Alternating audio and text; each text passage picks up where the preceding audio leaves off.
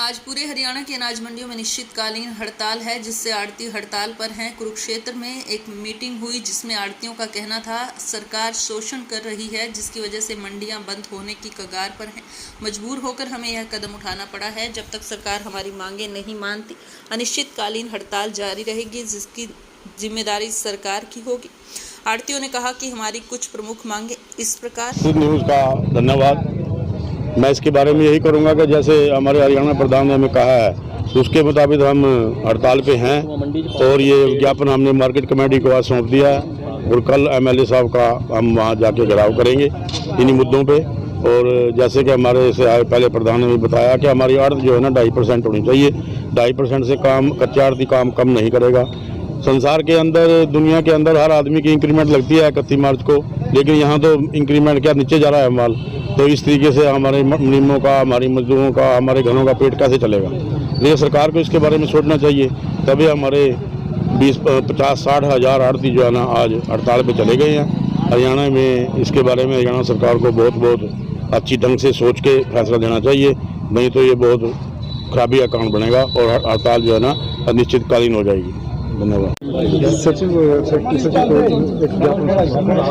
ऐसे भाई साहब, सरकार ने ई नेम ई खरीद बड़ी देर से लागू कर रही थी। ये 2014-15 से लगी हुई है।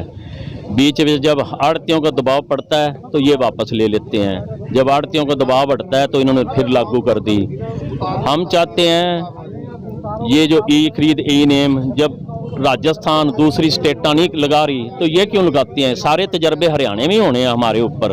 और हमारी आड़त इन्होंने जो 2.5% होती थी वो 46 रुपये कर दी है। कल हमें किसी अफसर ने बताया कि आपकी आड़त 40 रुपये हो गई है। हमारी आड़त जैसे MSP बढ़े 2.5 रुपये ही होनी चाहिए। इससे साफ सुथरा तो कोई काम नहीं। 100 रुपये का काम करते हैं तो 2.5 रुपये लेते हैं। बाजार में कोई भी व्यापारी है उसका 10-20% प्रॉफिट होता है, हम तो 2.5% लेते हैं। हर दुकान पे 3-3 मुनीम हैं, 2-2 3-3 हमारे परिवार हैं दुकानों पे। एक इन्होंने मार्केट फीस बहुत बढ़ा दी है। हम खट्टर साहब के सामने आमने सामने बैठ के 1% करवा कर आए थे, इन्होंने दोबारा 4% कर दी है। हमारी 30-40 मंडियाँ जो बिल्कुल बॉर्डर के एरिए पे पड़ती हैं वो बहुत अफेक्टेड हैं। उससे किसान को 150-200 रुपये ज़्यादा मिलता है बरीक माल का दूसरी मंडियों में।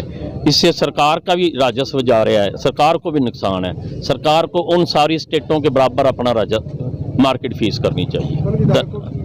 कल हम भाई रामकरण काला विधायक जी उनको ज्ञापन देंगे। कल 11 बजे उनका घेराव करेंगे ताकि वो हमारी आवाज़ सरकार में ऊपर उठा सकें।